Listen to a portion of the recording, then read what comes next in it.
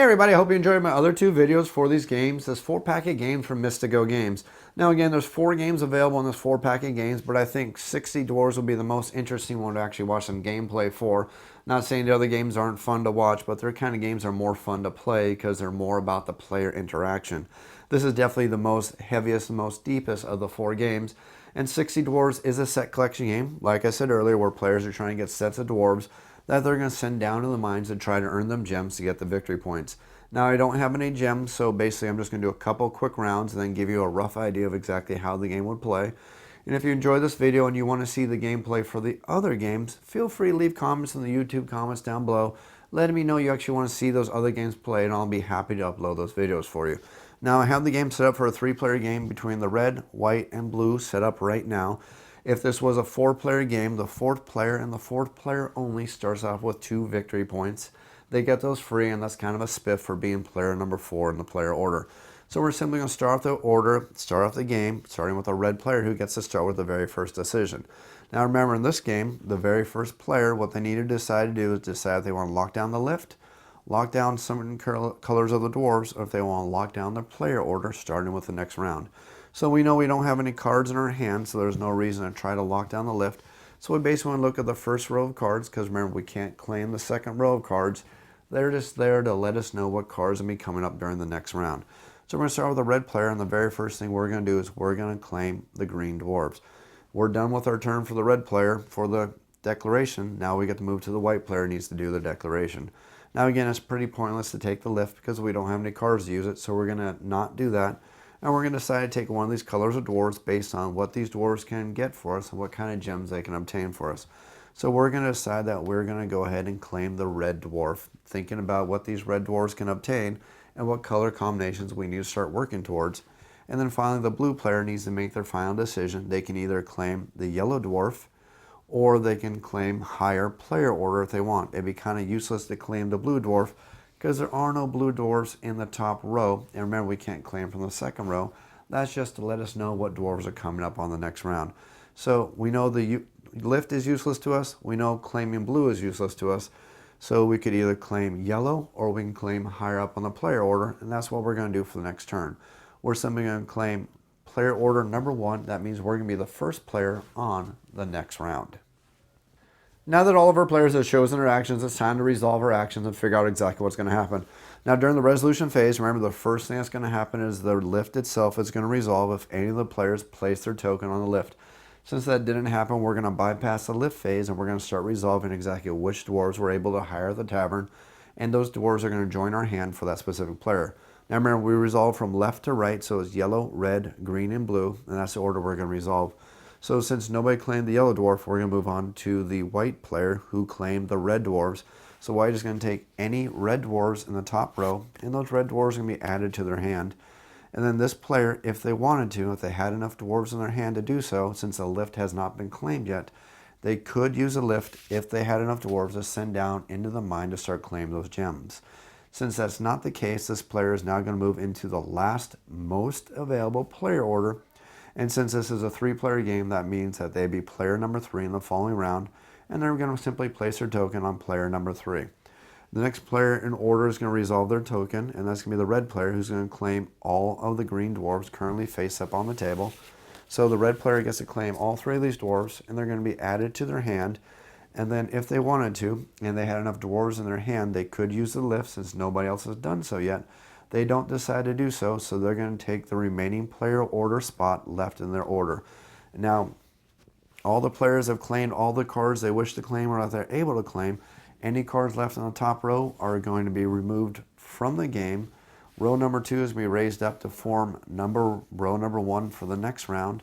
And then we're simply going to place out all the cards to form row number 2 for the next round of the game, which is going to start with the blue player, who is going to be player number 1 for round number 2, and they get to make the very first decision of what they want to do on their turn. So the blue player, starting with round 2, needs to make a decision on exactly what they want to do for their turn. Now remember, they're going to pick up their token and they can lay claim to the lift. Now remember, you can only claim the lift if you actually have dwarves to send down there. You can't claim the lift just to block another player and prevent them from using the lift on their turn. You can only claim it if you're able to use it. So we as the player number one, we can decide if we want to stay as player number one on the next round, which is probably not advisable to do because we don't have any dwarves in our hand yet. Or we can claim one of the colors of dwarves and start getting some dwarves in our hand, so we start claiming some of these gems, which are going to be the victory points at the end of the game. So we're going to look at all the dwarves that are currently available in the top row and also figure out what kind of victory points those dwarves can gain us, and then we're going to place our token on top of the color dwarves that we want to claim, so we start sending them down into the mines. So the blue player is going to place their token on top of the blue dwarves because they want to claim these blue dwarves here, so they start sending them down and start earning their gems. Now it's time for the red player to figure out exactly what they want to do. Now remember, the red player currently in their hand has 3 green dwarves, and they know that if they get a 4th green dwarf, that can be worth an amethyst, which is going to be worth 20 victory points at the end of the game. So they're going to very happily take the green dwarf, meaning they can claim this card when we get to the resolution phase. And then finally we're going to come down to the white player, who, remember, in their hand, they currently have 1 red dwarf in their hand, and they know that in the future rounds, there's another red dwarf coming. They could try to claim this red dwarf right here, and looking at our score sheet, we see that if we ever get 6 red dwarfs, that's going to be worth a ruby, which is worth 24 victory points. So that's one thought that we could be using, but we got to realize that there may not get the chance to get that many rubies. So we don't want to put all of our eggs in one basket, so we want to decide exactly what we want to do. Especially if we look at the fact that if we have 4 yellow and 3 red, that's going to be worth a diamond, which is worth 27 victory points at the end of the game. So we could claim the red, look for the red later, but then we're going to miss out on the yellow. Or we can figure out exactly what we want to do, but we need to start planning now to make sure we get those victory points. So looking at our hand, knowing that the red cards are not as prolific as some of the other cards, we know that yellow is the most amount of cards in the game, all the way down to blue, which is the most rarest cards in the game. We're going to figure out that we have 1 red card in our hand. We see another red card coming up. We're going to go ahead and claim red, and that's going to be our action. So now that all of our players have taken all the actions they want to do, it's time to resolve all the players' actions again in player and order for the game. First thing we do is check the lift. No players want to use the lift, so we're going to ignore that. So now we're going to go ahead and resolve all the dwarves in order, remember, from left to right. So nobody claimed any yellow dwarves, so we're going to ignore that. So next player in order is going to be the white player, who's going to claim all red dwarves in the top row. They're simply going to take the 1 red dwarf, add it to their hand, and then they're going to move into last player order, so that means they're going to be last in the next round. Next is the red player who gets to resolve, who gets to claim all the green dwarves. They're going to add all those green dwarves into their hand. And now the red player has a complete set of 4 green dwarves. The lift has not been used yet, so they can go ahead and use a lift, which is going to be worth some victory points for them. So the red player takes all the dwarves in her hand, again, the 4 green dwarves that we have in our hand, and we're going to discard all these dwarves, and we're going to go ahead and decide that we're going to use a lift, because remember, the lift has not been used yet. So the lift is available for us, but now it's going to be flipped over. So now the blue player does not have access to the lift this turn.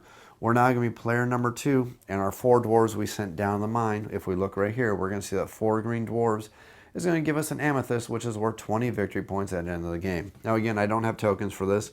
Generally, every time I've been playing this game, I've been using scrap paper, but I don't want to slow down the gameplay for this. Just imagine that I grabbed an amethyst and added to my player pile, which is going to be worth victory points for me at the end of the game. Now the red player is done with their resolution. They're going to move to be player number 2 next in turn. And then finally, the blue player gets to resolve, and they get to pick up all the blue dwarves, add them to their hand, and since the lift is not available, even if they had cards enough available to send the dwarves down, the lift isn't available, so they can't use it, so they're going to automatically move into being player number 1 in the next round. And then this dwarf is going to be removed since he was never claimed from the first round. All of our dwarves in row number 2 are going to slide up. They're now going to be part of row number 1 for the future turn. We simply draw out 5 new cards to form row number 2 for the following round, since we're now starting round number 3. And wow, we just saw a lot of red come out. Remember what the plan is for the white player with the red dwarves, so they need to start planning very carefully exactly what they want to do, because they could very easily get the 6 dwarves, which is going to be worth 24 victory points. So let's pay very, very close attention to that. So red knows they have 2 dwarves. They know they want to claim these 4 dwarves, so they want to make sure they're watching the player order. So before we start the next round, we need to flip the lift over, letting us know it's available for the next round, and now we can start the next round starting with the blue player who needs to make their decision. Now the blue player only has 2 blue dwarves in their hand, which isn't enough to use the lift, so they know they don't want to do that. But they need to figure out what dwarves go together with 2 blue dwarves and see what kind of gems they can start earning. And actually, I take it back. I just remember that 2 blue dwarves are actually worth a gem. So I'm going to take back what I said. The blue player is going to lock down the lift, and that's going to be their action for their turn. The red player is going to be next in line. They don't have any dwarves in their hand. They need to look at all the dwarves that are available, figure out which ones are going to be most valuable for them. They're going to claim the yellow dwarves. And then finally, the white player, remember, has 2 red dwarves in their hand. We want these dwarves very, very badly. They're simply going to decide that they want to be player number 1 in the next turn. All of our players have played their actions. It's now time to resolve. Starting with the lift, the blue player is going to resolve the lift first.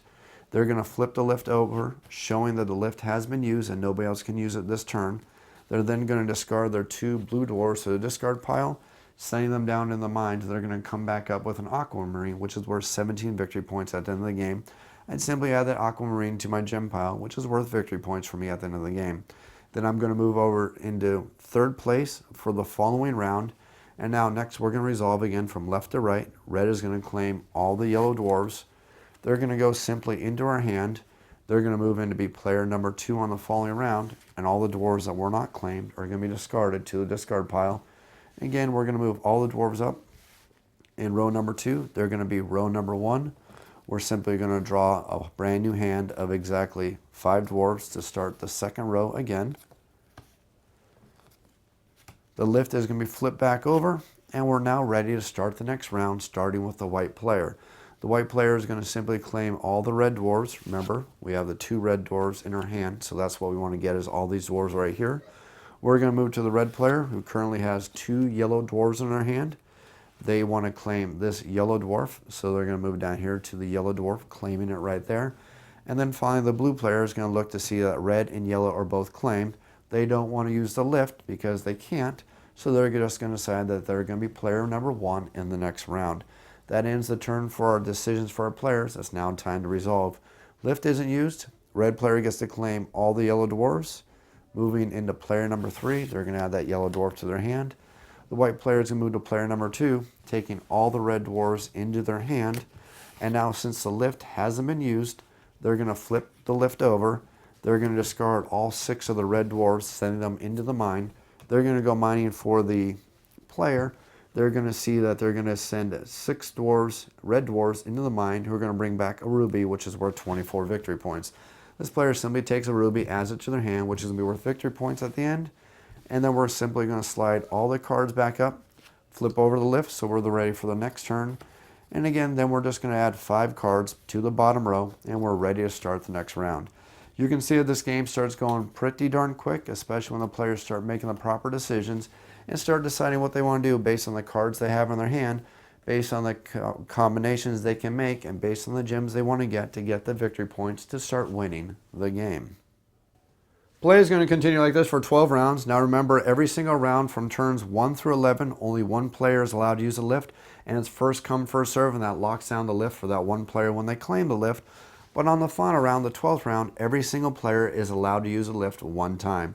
You're allowed to send down 1 squad of dwarves every single round, no more than 1, so you need to make sure you're watching that very carefully. And the players are simply going to play over 12 rounds. At the end of those 12 rounds, whoever has the most amount of victory points is going to be the winner. And if there happens to be a tie, the winner is going to be decided by the player who has the most total gems in their collection. And that's going to be the grand winner of the game. And of course, the final release of the game is actually going to have gems for players to claim. If you have any comments or questions, please feel free to leave them in the YouTube comments down below. Of course, you can always email me at offtheshelfboardgamereviews. That's otsbgr@gmail.com. If you enjoy these videos and you want to see more just like them, please subscribe, and thanks for watching.